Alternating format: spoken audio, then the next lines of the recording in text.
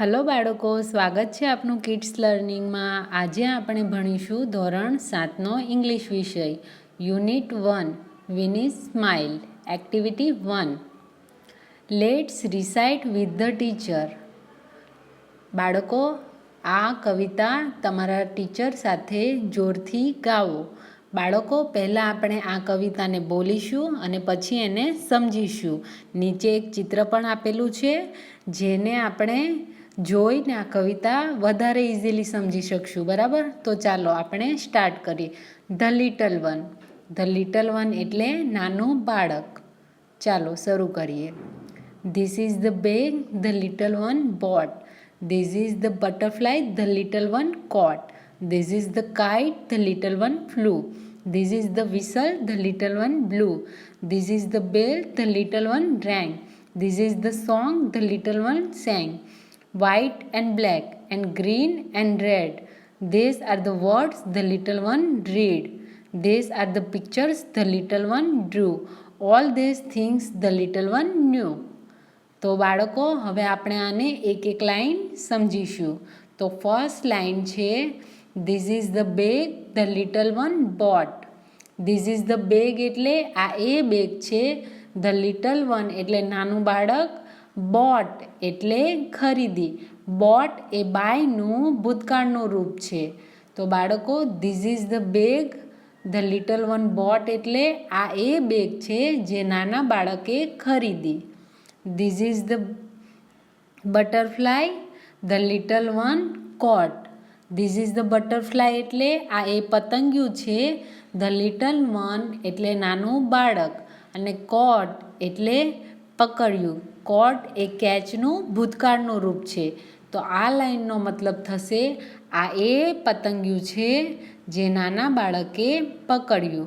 હવે આગળની લાઈન છે this is the kite the little one flu. This is the kite એટલે આ એ પતંગ છે. ધ લિટલ વન એટલે નાનું બાળક. ફ્લૂ એટલે ચગાવ્યો. ફ્લૂ એ ફ્લાયનું ભૂતકાળનું રૂપ છે. તો આનો મતલબ એ થશે બાળકો કે આ એ પતંગ છે જે નાના બાળકે ચગાવ્યો. હવે આગળની line this is the whistle the little one blue. This is the whistle એટલે આ એ સિસોટી છે.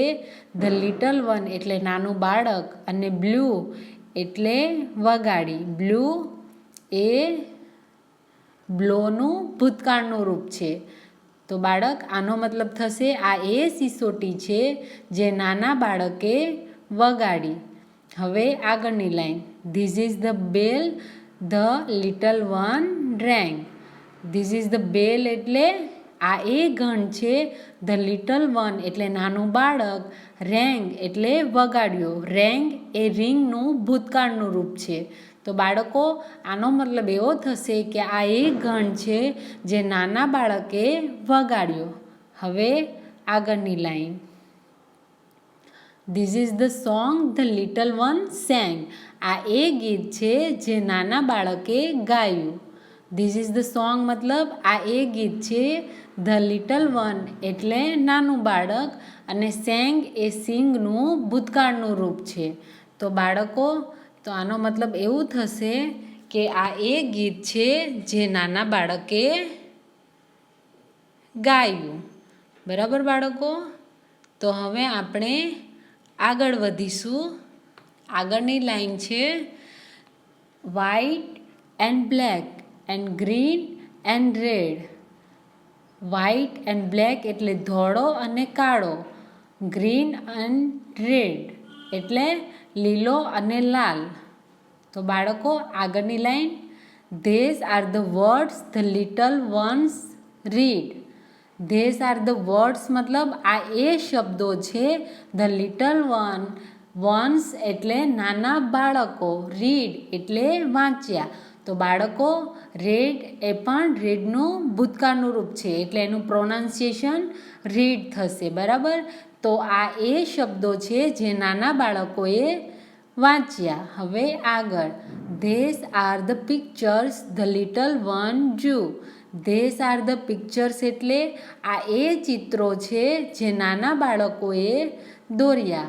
ધીસ આર ધ પિક્ચર્સ એટલે આ એ ચિત્રો છે. ધ લિટલ વન એટલે નાના બાળકોએ ડ્રુ એટલે ડ્રો દોર્યા. ડ્રુ એ ડ્રોનું ભૂતકાળનું રૂપ છે. આ એ ચિત્રો છે જે નાના બાળકોએ દોર્યા. હવે આગળ વધીશું. All this things the little once new. All this things એટલે આ એ બધી વસ્તુઓ છે. ધ લિટલ વન એટલે નાના બાળકો, ન્યૂ એટલે જાણી. ન્યૂ એ નો આપણે એનું પ્રોનાઉન્સિએશન નો થશે. નોનું ભૂતકાળનું રૂપ છે ન્યૂ એટલે જાણી. તો આ એ બધી વસ્તુઓ છે જે નાના બાળકોએ જાણી. બરાબર બાળકો? તો આનું ગુજરાતી ભાષાંતર આપણે વિડીયોના અંતમાં તમને આપીશું. બરાબર બાળકો? ચાલો તો હવે આપણે આગળ વધીએ.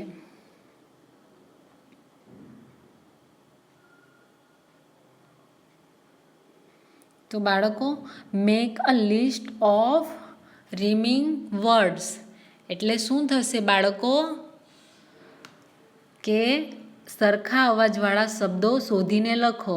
તો બાળકો, આપણે આ કવિતામાં જોયું ટોટ અને બોટ, જે રીતે આ બે શબ્દ લખેલા આ એક સેમ જેવા હતા કવિતામાં, આ જે રીતે અહીંયા આપેલા છે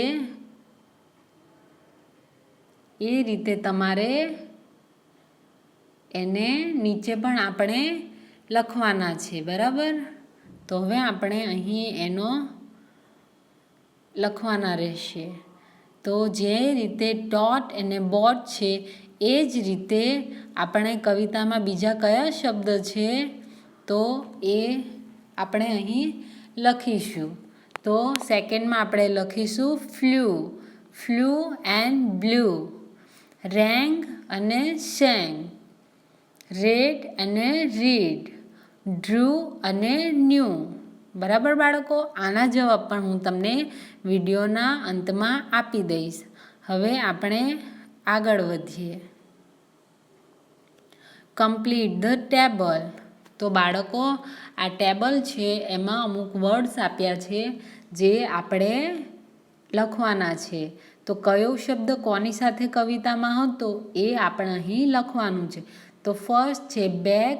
બેગ એટલે એ બોટ સાથે હતું. બેગ આપણે બોટ કર્યું હતું. કાઇટ, બીજામાં કાઇટ છે તો કાઇટને આપણે શું કર્યું હતું? ફ્લ્યુ. બરાબર? ચગાવ્યો હતો આપણે પતંગ. બરાબર ને? તો હવે આગળ બટરફ્લાય. આપણે કોટ શું કર્યું હતું? બટરફ્લાય. તો કવિતામાં બટરફ્લાય હતું એટલે આપણે કોટની આગળ આવશે બટરફ્લાય. પછી બેલ. તો બેલને આપણે શું કર્યું હતું? રેંગ. રેંગ એ રિંગનું ભૂતકાળનું રૂપ છે. બરાબર? તો હવે આગળ વધીશું. સોંગ. Song and sang. આપણે સોંગને શું કર્યું હતું? ગાયું હતું. હવે આગળ પિક્ચર્સ. પિક્ચર્સને આપણે શું કર્યું હતું? ડ્રુ એટલે દોર્યું હતું. બરાબર? તો બાળકો, આપણી આ એક્ટિવિટી અહીં કમ્પ્લીટ થાય છે અને એના જવાબો આપણે તમને આપી દઈએ છીએ. બરાબર બાળકો? તો આ એનું ગુજરાતી કવિતાનું ભાષાંતર છે. બરાબર? તો તમે આ બધી લાઈનો વાંચજો અને એનો ગુજરાતી મતલબ સમજજો. જે ભૂતકાળના રૂપ ઉપયોગ કર્યા છે એને પણ જોજો કે એનું મૂળ રૂપ શું થાય છે. આ એનું ભૂતકાળનું રૂપ છે. એનું પ્રેઝન્ટ રૂપ શું થાય છે એ પણ એકવાર તમે જોઈ લેજો, જેથી તમારી વેકેબ્યુલરી સ્ટ્રોંગ બનશે. બરાબર બાળકો? તો આ છે એનું ભાષાંતર.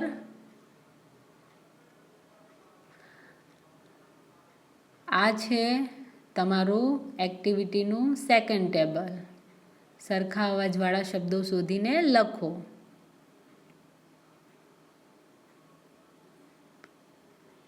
અને આ છે તમારું ત્રીજું ટેબલ. Complete the table. તો આપણી એક્ટિવિટી 1 અહીં કમ્પ્લીટ થાય છે. બાળકો, આપણે એક્ટિવિટી 2, એક્ટિવિટી 3 એમ બધી એક્ટિવિટી અલગ અલગ આપણે આ રીતે વિડીયો સ્વરૂપમાં લાવીશું. તો અમારી સાથે જોડાઈ રહેજો. ચાલો બાય બાય. Take care.